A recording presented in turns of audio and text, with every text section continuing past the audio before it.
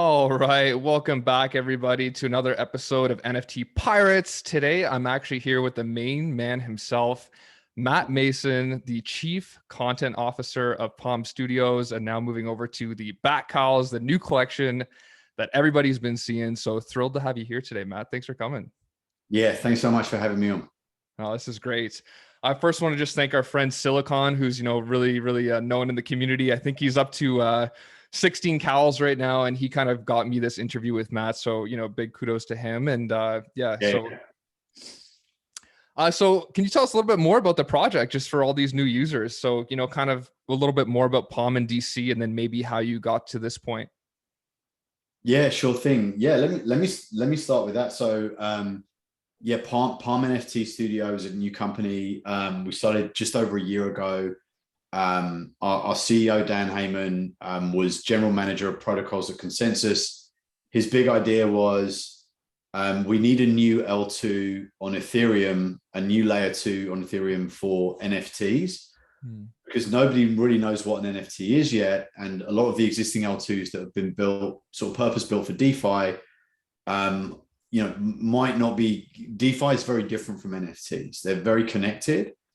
But if NFTs are going to be the future of music and gaming and creativity and culture and all these different ways, then they're going to start to look very different. And we don't know what an NFT is yet. So let's build something smaller and more composable at first, in terms of it being a side chain as opposed to a sort of fully decentralized L2. And I'm sorry if this is getting a bit too technical. This will be good. There's a lot of people that appreciate this. Yeah. Okay, good. So, and I'm still learning all this stuff. I think if anybody in this space tells you they're an NFT expert, doesn't know enough yet. But yeah, so the idea was, let's build a new ecosystem connected to Ethereum, purpose built for NFTs, for creators. And then, that's this open source network, the Palm network that we're building. And then on the sort of commercial side, what we do at Palm NFT Studio, there's a lot of people building on Palm. We're just one of a handful of projects on there. You've got Candy Digital, a platform running on Palm, which is all of Major League Baseball's NFTs. You've got nifties.com. They did the Matrix drop. They've done a bunch of other brilliant work. You've got Pace Gallery, one of the biggest art galleries in the world, building on Palm, and lots of other amazing projects there. We've got about, in the year that we've been live, we've got just over 1 million wallets, unique wallets, and about 2 million NFTs on that network.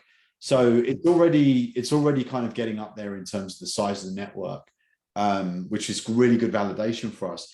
In terms of Palm NFT Studio, the company that helped bootstrap the network, we take on maybe 3, 4, 5 projects a year where we want to build at just a massive scale with huge fan bases and audiences to really show the world what NFTs can do and why they're important.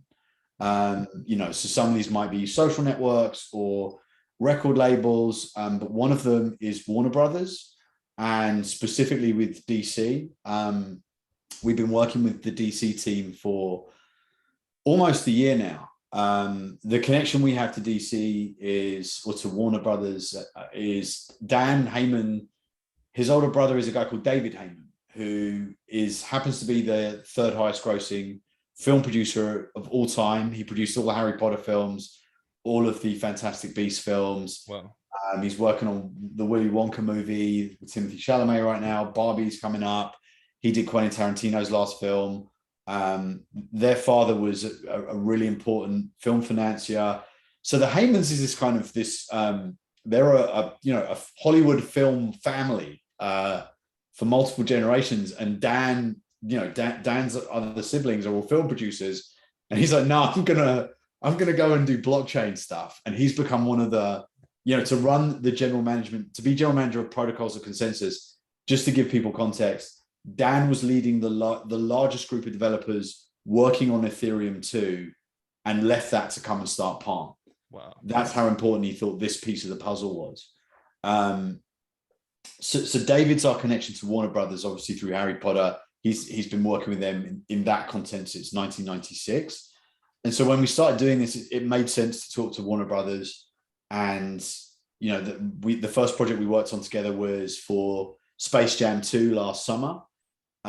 where we distributed several 100,000 NFTs. If you joined nifties.com, you got one. If you tweeted about it, you got a second one, and you could buy a third one for $3. And we were very excited about, okay, like, let's do this, because this is about the broad distribution of NFTs for fan engagement, which is our whole sort of thesis. We think to reach the next billion users, the next billion NFT fans, it's not selling people really high priced NFTs that then just go up and up and up in value. It's giving away lots of NFTs for free, and then engaging with the different communities within that group who got those NFTs in all the different ways that make sense. You will absolutely sell some NFTs for money, like we're doing now with the Bat Cowls collection. But there's going to be a lot of other times to just do pure fan engagement things. And that's the conversation we started having with DC. We did Space Jam. We also did the Damien Hirst currency project. That was our launch project, which had a market cap of $600 million 2 months after it dropped. So we can do these big scale. We came out the gate swinging to show that we could do things at scale, and we did. And after those two projects, DC, we'd been talking to them a little bit, and they said, "All right, like, let's go. let's do something cool." And we're like, "What? Okay, let's go." And the first thing we did together was a project for Fandom, DC Fandom 2021, which was, again, like lots and lots of NFTs given away for signing up to watch Fandom. We can't say the exact number that was out there. We've been asked not to, but it was the largest NFT drop in history at that point. And it went off without a hitch. Like, lots of people got NFTs. And most of those people got NFTs for the first time. And for us, that's key, right? Like, if you try and explain to someone who's not a fan of NFTs, why on earth does it make sense to spend money on a JPEG? Like, there's just people who cannot understand that. Right. But if they go through that process of actually doing it, and now they've got one and it's theirs, and then you understand it, right? Like, everybody remembers that feeling of their first NFT. And like, oh, okay, yeah, like, it does feel the same as buying a pair of sneakers or whatever, whatever thing you're into. It doesn't matter that it's not a physical thing. It really doesn't. I own this. I care about this thing. I'm passionate about this. And there's all these other benefits of NFTs to the community, the connections, the network awareness of them all. There's so much fun to be had that I think we haven't even tapped yet. So anyway, we did Fandom, and for Fandom, we did a series of 15 NFTs featuring Batman, Superman, Wonder Woman, Green Lantern, a bunch of comic characters on covers from existing DC comics on these weird discs. Like, some of them were floppy discs, the rare ones were mini discs, the legendary ones were they were called projector drives. They're like these weird Nintendo cartridges from the future. We didn't tell fans anything about them. We like, what's on these discs? Why is this disc? Like, I remember this because I got a few, and I was like, what does it mean? And there was a lot of debate with the VME community at that time to say which ones came first on the blockchain. So that just in the context. We'll get to that. Get to that. So with Fandom, it was like, all right, like, let's give people these things, and no one really knew what they were. But let me back up for a second. So when we started, my background's been in I've been in like the content industries for like 20 years. I love being on a show called NFT Pirate. I grew up in London. I was a pirate radio DJ, involved in the early dubstep scene as a kid and the early grime scene. And for me, that was my introduction into distributed technology, right? Into the idea of creativity at the edge. All this stuff we're exploring now in the context of Web3 and NFTs. It's like, if you push creativity to the edge, more happens. If you push intelligence to the edge, you get more innovation. And you see that I saw that with music growing up as a kid, and then worked in content and tech for a number of years. I was head of marketing and chief content officer at BitTorrent, which was obviously the precursor to Bitcoin. Wow. I ran an innovation lab for Sony Pictures in LA for a number of years. I was CMO at Kraken, the crypto exchange. I've been involved in a few NFT projects before, starting with Palm. But one of the first people I wanted to hire when I got here was a woman named Caitlin Burns. who is our head of story at Palm NFT Studio. So Caitlin's background, this is all going to make sense in a minute. Caitlin's background is she's one of the pioneers of transmedia storytelling, which is this idea of telling stories across multiple platforms at the same time in a way where the cohesive whole fits together. But if you just go and read this comic book or watch this film or read the blurb on the back of this lunchbox label, each story just hangs together as one, but is also a rewarding experience in its own right. So it's this discipline within storytelling. Caitlin wrote the transmedia kind of strategies and Bibles for Transformers, Halo, Avatar, Pirates of the Caribbean. Like, she is a legend in sort of Hollywood production circles for the work she's done. And when we started this, I was like, I don't know how you tell stories using NFTs yet, but I know someone who can figure it out. And so we hired Caitlin. I was so glad she came to work here. I've known her for like a decade and she's brilliant. But once she got here and we started talking about fandom, it's like, okay, this is the start. This is a disc, but actually this is a breadcrumb, right? Like, we're going to take fans somewhere. They're going to be pissed. They're going to not know exactly where we're going for a little while, but then it's going to start to sort of make sense. Right. So, eventually some of the fans who got those discs noticed there was a 4-digit code on the back of each one. A smaller group in the Discord eventually put the code together in the right order and cracked the cipher. And that's when we announced the date of the marketplace that we were building for DC. But we deliberately set that up. And then when we announced Bat Cowls, shortly after that, as part of that, we announced Overdrive, which is the disk drive that all these discs will go into. And you'll be able to merge and burn them into new NFTs. That's part of this story that we're building around Bat Cowls, the Night Watch, the Bat Computer. All of this hangs together. Caitlin has been working tirelessly with a writer's room at Palm, directly with Jim Lee and the writer's room at DC on this. So the massive story world that is being built that we haven't shown, we've shown like 1% of yet. Like, I feel like a kid again, getting to work on this and just getting to watch people like Jim Lee and Caitlin Burns and the teams they put together. Like, watching them come up with ideas is just like, holy shit, I can't believe they're paying me to do this. That's an incredible story. I had no idea there was, such a backstory to everything. And I was going to ask you particularly, about Jim Lee, not noticing all the other celebrities involved, in the project. So in terms of, what you're saying here is that everything that's kind of come out so far is all kind of coming together in one big present, one big gift wrap, one big story, right? There is an iceberg under this that nobody can see yet.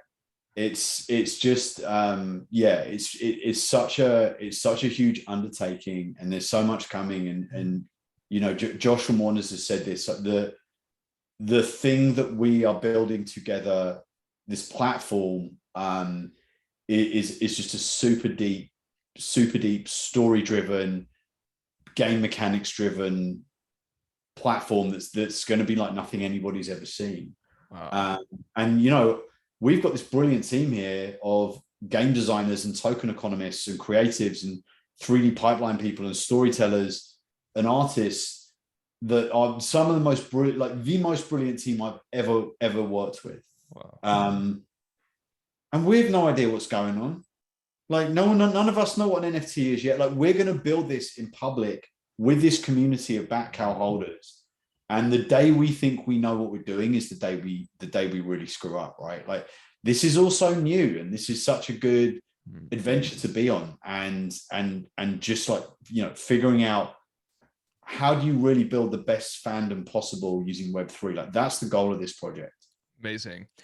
And, Matt, I know there was a little bit of like skepticism with 200K mints and the price. And I think people weren't really understanding. There was like a lot of misinformation around what that meant. A lot of people just thought, oh, there's 200,000 editions, not understanding that there's this massive roadmap and utility and all these things behind it. So maybe you can just, shed more light on that. And also that the fact that if you don't mint by what is it, in about 6 to 7 hours from now, maybe even less the time it's posted, you don't get one, right? And then the rest of those mints don't come ever.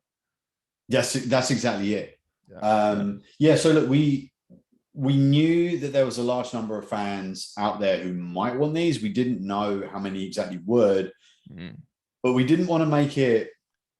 We didn't want to make it so small that the sort of the fans that wanted to buy in couldn't. So it was like, all right, what's the, given how many people registered for Fandom and wanted a free NFT, which was a number far higher than 200K.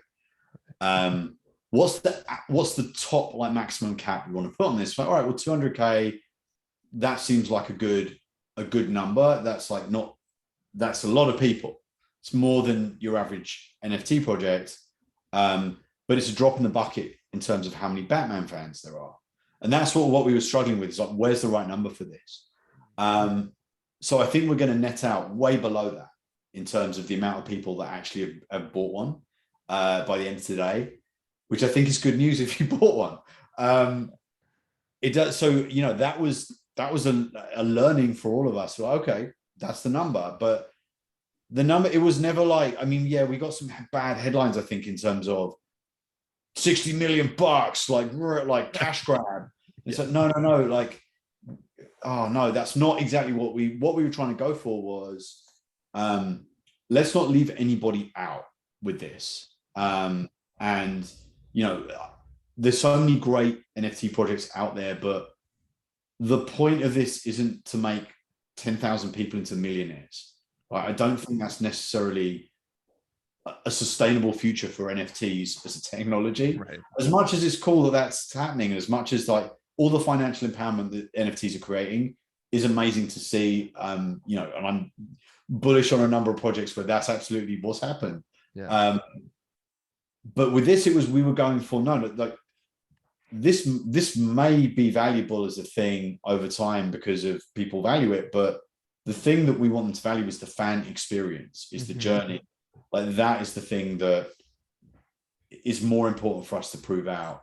And so, thinking about this community that holds Cowls or will hold Cowls 6 hours from now, once it hits midnight Pacific tonight, May 2nd, that's it. No more Cowls. That's the number of Cowls that will exist. But this is the beginning of the journey we're going on with DC. And I think, the other thing is, and NFTs are so misunderstood in terms of they're a scam, they're bad for the environment. And, there have been projects that are scams. Mainnet Ethereum is bad for the environment. Minting on Palm is almost carbon neutral. It's 99.99999% more efficient. There's lots of ways to, VV is also, minting on the Mutable X. Totally fine. Not bad for the environment. We know that. Most people don't know that. There's a lot of people out there in fan communities who just heard NFTs are bad. Maybe half of them are not even sure why. Yeah. And you can't tell them otherwise. So let's just show them, right? Let's build something they've never seen. When Batman fans who don't understand NFTs see thousands of cowl holders coming together online, IRL, doing all these cool stuff, connecting across Web 2, Web 3, in person, getting all these amazing benefits and experiences, like a cultural moment happening where, entire new pieces of DC canon are being created for this community, then you don't have to talk to anybody about what an NFT is, right? Or why Web3 is. They're just like, holy shit, how do I be in that? Yeah. And that's the goal. Like that's not just Palm or DC. That's on all of us in Web3, right? That is the goal. Like that's what. Man, and I love the strategy that you're taking on here, because it's very like much this under promise, over deliver. And you're talking about this massive journey, but on top of that, I know you've also alluded to all this different utility coming. I know there was potential about limited collectibles, maybe for these different holders. Maybe even gamification long term. I know there's Snapchat. Like there's just so much built into this, right? So maybe you can elaborate potentially on that, because I know a lot of VV people love to hold things just at the chance that something else, comes by or it gets airdropped. Oh yeah, like stuff is coming, and it's like, I mean, working with DC, they're such amazing partners. Like, there's been things on this journey in the last week where Josh from Warner's has texted me about something, and 15 minutes later it's live, right? And I think that's one of the beautiful things about this partnership is there's so much stuff DC can do in terms of connecting into all of the places the DC universe exists, there's so much Palm can bring to the table in terms of the mechanics and the mechanism design and the fun of Web3 and how you connect these things, that we keep just sort of trying to surprise each other, and we keep sort of pushing the story forward a little bit more.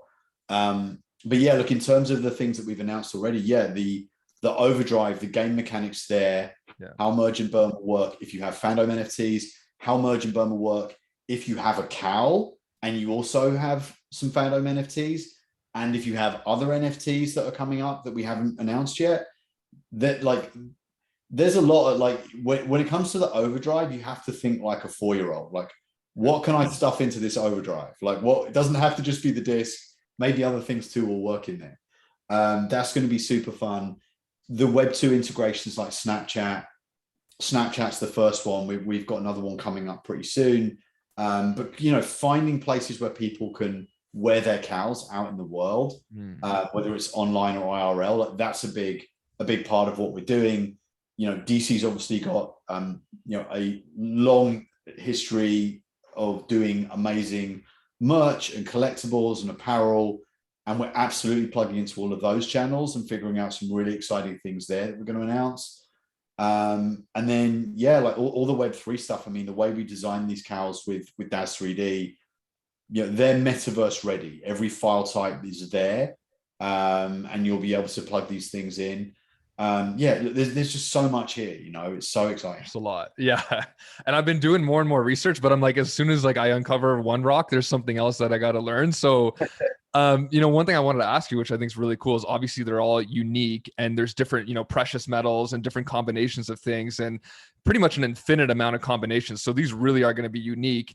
And then there's also, you talked about these different kind of precincts or areas that once you get one of these NFTs, you know, you have utility in these certain areas. So there may be other people that want to, you know, for instance, get all these different areas under their belt, or even get an all black cowl as an example and potentially pay a premium. So maybe you can talk a little bit more about these different areas and what that kind of means. Yeah, sure. So yeah, the Night Watch NFTs that we're doing. So yeah, this is going to be a collection within the collection for cowl holders.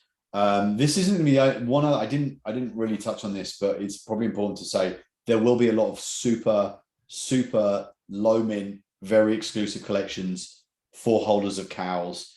There's some amazing hand-drawn stuff coming that I cannot talk about, that I'm so excited for people to see. They're going to go crazy. So yeah, that piece is really exciting. And, like, you know, that stuff's just never going to stop, right? Like, that's, I think the first question with anything DC's doing is going to be, okay, here's a thing, let's do this. Okay, what's the special cherry on top for cowl holders? Like, that's just a question now. Every meeting at DC, every meeting at Warner, right? Every meeting at Palm, like, we're just constantly thinking about that. Yeah. But in terms of the Night Watch NFTs, so if you buy on Mint today, we're taking a snapshot of the network when everybody buys on Mint. We're going to take a second snapshot when we're ready to drop the Night Watch NFTs.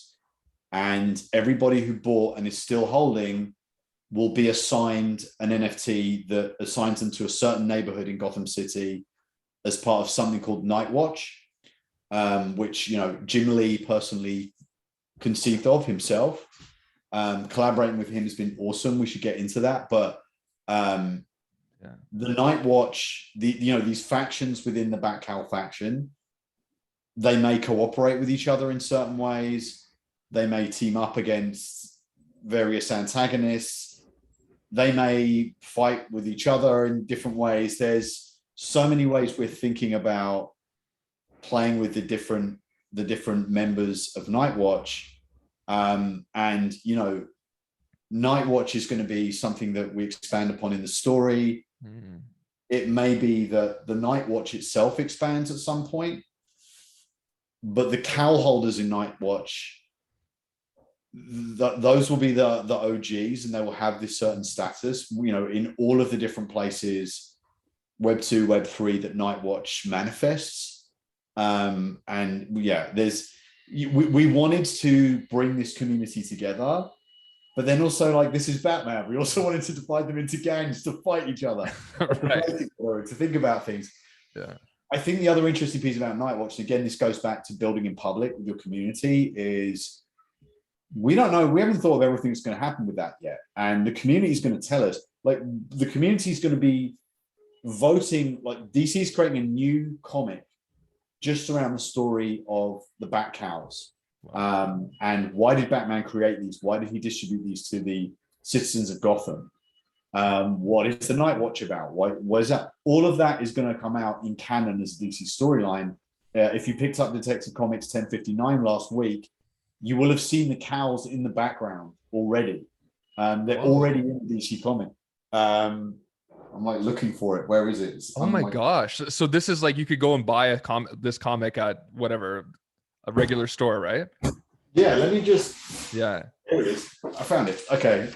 Yeah. No. This is Detective Comics 1059. This came out last week. Wow. Let me find it. I should have this bookmarked. I should have been ready to go. I apologize. Pretty cool. Yeah, and look, this was like, this is one of the fun things about working with DC is just one day they're like, guys, guess what we've done? Yeah, so here you see Bruce Wayne in the Batcave. Yeah. If you look in the background there, wow, there's a cowl there, there's a cowl over there. That's insane. After they had inked it, they showed us this. So on the back of this computer, I don't know if you can even see that, there's a little QR code there. Yeah. And if you hit that QR code, it takes you to nft.dcuniverse.com to buy a Bat Cowl. Wow. I mean, that's legit. That's legit. That is an amuse bush. That is not even the start. Yeah. Like, there's so much coming in terms of, will the Cowls really be part of the story? Like, yes, yes, and yes. Wow. And you got me thinking about so many possibilities. Like, imagine if somebody had a similar color contrast to the cowl that's in that comic, right? Like, just wanting to own that or like match it and pair it. That's insane. And I know you talked about, you know, working with Jim Lee a little bit. I really wanted to kind of dive into that because obviously he's one of the greatest artists of all time. Like, how's that experience been for you? Oh man, that was just, I mean, just such a privilege, you know, like knowing who he was before we met him. And then, you know, we didn't know that was necessarily going to be how we sort of the relationship on this project with DC. And suddenly there's like a couple of calls with him scheduled every week to review stuff. And it's like, oh my, holy shit, like what? Okay. He's just such an amazing human to work with. I think there were a couple of things that were really interesting. It was at the beginning when we started working, it was like, all right, so we've got to get to 200,000 like max. To do that, let's do 2 billion and then curate from there to find the ones that, because you can go, you know, way in so many different directions with this many traits and get to stuff that really doesn't look or feel like Batman. So the thing that was amazing working with, there were a couple of things that were amazing working with Jim, but Jim really kept us on track in terms of, you know, like there's going to be so many color combinations here, and there's so many colors that people associate with other superheroes in, you know, so other universes. But the thing that Jim was able to just bring us back to was this entire collection, all of them look like Batman.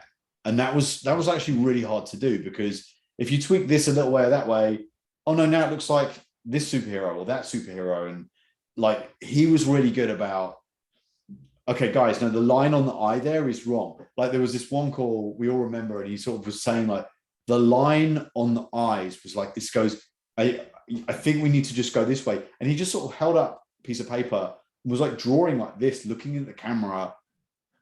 But like, he's like, look, and here's the Frank Miller eyelet, and here's the Adam West. And I'm like, how are you doing that? Like, that is magic to see that.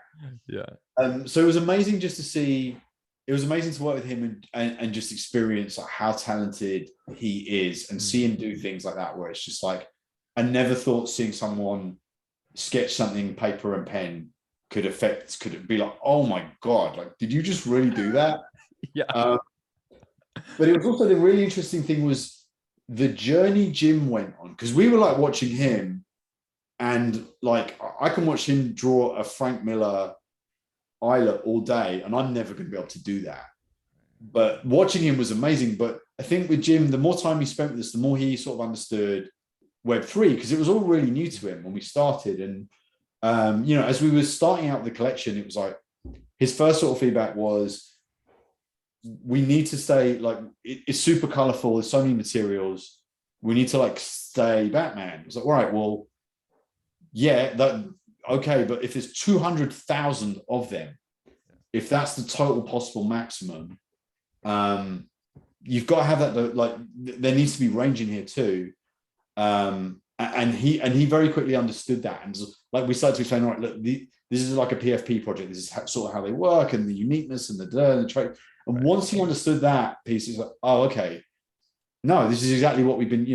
The importance of diversity in the DC UI. On many levels, storytelling, representation.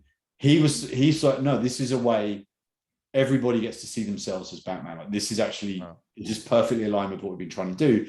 He was still very much like, we've got to keep it on, like, every line has to be Batman. And that was the sketching and the hand drawn and move this much and this much, and brilliant stuff. And then the other things were just like, just like storytelling and naming things and coming up with things and connecting little dots that nobody else had thought of. Wow. And doing it in a split second. He's like, oh yeah, what about this? And like, that's why you're Jim Lee. Right. Wow, that's so cool, because you would make the assumption that he would be really good at his one area, but it looks like he's so multifaceted and provided so much value even outside of the scope that people may have predicted. Right. That's incredible. Yeah, he just like he spent time with us. He got it. He understood what we were going for. Yeah, and then he started doing it better than all of us. It was amazing. So that's amazing, man. And I also saw something like Yugi Labs kind of passed by my Twitter feed. I don't know if that was speculation or what that was, but it was like some kind of potential partnership, or what was that about? It wasn't a direct partnership with Yugi Labs. It's a site called Nifty Tailor, I think. Okay. And if you own a mutant or a Bored Ape, you can connect your wallet and you can get a cowl on your ape. So it was like a little thing, like, it's not a big feature now. So it was just something that sort of came together last minute. Super cool. Wow. Really, and those are the things I think with Web3, it's about that, like, I don't think anybody needs to have this sort of scarcity mindset. It's like, if we can connect another cool community and do something awesome, let's do it. And like, that's how we approached the whole VV thing too, right? Like, that was it. We can get into that let's do it. Let's do it. So the first experience of like Palm and VV was Fandom. It was Fandom in October. Wow. So we do the Fandom thing, and it goes great. And it was amazing to see all these fans coming in. And we were working with DC Comics directly, and VV had done something with DC Direct. And I know that doesn't really matter, but the DC Comics, it was like, this was the first collaboration that DC Comics had done in terms of NFTs, as opposed to DC Direct. And that was something that was communicated to the press. And obviously the VV fans were like, what? Like, no. Yeah. This is the Todd McFarlane. Like, hashtag Todd came first. Like, and I was aware of VV. I just sort of hadn't really, but I'm not like a VV bag holder. I wasn't like on it in that way. Yeah. And we were watching this and suddenly seeing the VV fan like super annoyed. Like, okay. What do we do? I don't know. Like, okay, this is really, I don't know if we can really speak to this, or, I understand the deal between VV and DC Direct, or what, any of that. And we were so focused on Fandom and making that go well. Right. But that was, people got their Fandom NFTs and they were asking the questions, and we saw that the VV fan showed up. Like, okay, awesome. And then, it sort of died down again, and great. Yeah. And then when Bat Cowls came around again, it started again. But with Bat Cowls, I didn't see a single headline that was like, these are the first Batman NFTs. Right. But I think because of what happened with Fandom, it jolted people that, oh yeah, these are the guys that said they did the first Batman. No, we didn't. Like, so people were saying about Bat Cowls, like, wait, these aren't the first Batmans. And we're like, well, we know these aren't even our first We did Batman NFTs for fandom, and we know you did Batman NFTs on Vivi. Yeah. But we started the thing, like with fandom, it was just like people were annoyed about it. And I understand. I totally understand. With Bat Cowls, it was like some people were annoyed, like these aren't the first Batman NFTs, but also it was like, these Bat Cowls are fucking cool. I'm getting one of these. Yeah. I was like, all right, like these guys like what we're doing. Like, wait a second, this is exactly who we built these for. Right. Okay, like cool. And so once we just started seeing how VV fans were responding really positively to Bat Cowls, and we're just engaging with everybody on socials who was into Bat Cowls. I mean, look, there were just red circles everywhere. And it's like, okay, like this is great. Like I don't like. I used to be CMO Kraken. I've got a bunch of bags, a bunch of coins, and a bunch of chains. Like I believe in a multi-chain future. I'm about layer zeros. I don't care where you are. Like I just want crypto to win. And so, and I want Bat Cowls to win in this. Like specifically right now, if you're like Bat Cowls, that's great. And then it was into all right. But what about Todd? Like, all right. And I spoke to Joshua right there. And I spoke to Joshua. He said, yeah, no, I just said this on Discord. It's totally, this was the first Batman NFT. Like, absolutely. Right. And so I was like, all right, well, like, let's just shout that from the rooftops as much as we can. Yeah. And so we did, like that Todd McFarlane NFT on VV, like people can argue about, is it an NFT? Was it on this blockchain at that time or whatever? And I will say this in defense of the entire team at VV, and I don't know them. I've never met them. I don't know what their names are. Blockchain is hard. VV built an incredible platform super quickly, built an amazing audience, made it easy and simple. I don't care if that first Batman NFT, exactly how it was connected or whatever. Yeah, it does matter. It will matter to people. Right. Me being someone who works in blockchain, I'm like, you've got to build the way that you can build to reach the audience you're trying to reach. And decentralization always means trade-offs. And Vivi's running on Immutable. It all seems to be on the chain now. And like that's how it goes. That's how you build. So as far as I'm concerned, anyone says those aren't the first Batman NFTs, well, DC says they are. The holders know they are. Like that's it, as far as I'm concerned. Yeah. And Matt, everybody really appreciates you saying that. And I think, the big thing is like all ships will rise, and Vivi gets that. And it's kind of like the Pepsi versus Coke argument. And it's like, we're cross collaborating right now. There's potentially people coming to see Vivi and vice versa. And this is how, the whole ecosystem is going to get propped up. Right. And this is like the whole thing we're telling people is it's not a competition. Sure, everybody wants to sell more NFTs, but at the end of the day, like it's about this experience. And that's what I love about what you're doing as well, is that as much as this could be an investment, it's also like an amazing experience. That's, little NFT projects are doing that. Right. So I think that's exceptionally unique of what you guys are doing there. That's what we're going for. Like the point with us is we're never thinking like this is the first time that, like it's not something we're super focused on. We're just more about like we don't necessarily need to have number one of anything exist on Palm. Plenty of number ones of lots of things do exist on the Palm network. But for us, especially Palm NFT Studio specifically, that's not it. It's like, no, this one is, it's not number one, it's yours. This is your one. There's only one. What do you get to plug it into? Like people know what AAA games are. We're trying to build AAA characters in the case of Bat Cowls. Like, this is your Batman. This will go with you forever wherever you go and plug into all these things. Like that piece of the puzzle for me is, I think that's the thing that people don't talk about when they talk about NFTs and value is sentimental value. And I think that's where, and if you hold a Todd McFarlane Batman NFT, you already understand that, right? That's why everyone's so passionate about that.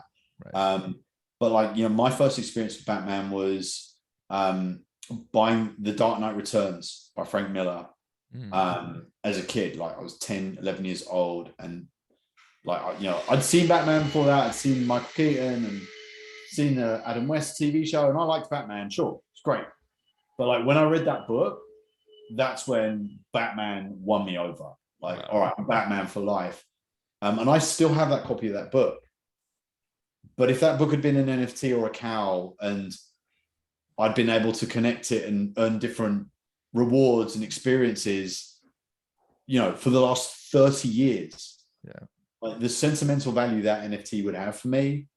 That's the thing. Like someone on my team explained this best on like a different project we're working on for a game, which was like, my dad and I used to play this game, and her father had passed away. It was like, if the characters that we're thinking about that are going to be NFTs, if I had the version I built with my dad when I was a kid, like there's no amount of money, like that thing's priceless to me, right? But nobody has those because it's on their old console, or it's like not an NFT. It went away. Yeah. But like that stuff, and like, sorry to be a downer, that's kind of like that story, like I was like, always makes me tear up. But that's it. Like that's the value. Like I don't care about. I like crypto, like floors and prices and whatnot. It's all fun. It's all part of it. The financial empowerment's brilliant. But for me, it's that shit. It's the like, okay, like this is an object. This is part of your life. This is a memory. This is something you get forever in a way you've never owned anything. Like this is just new.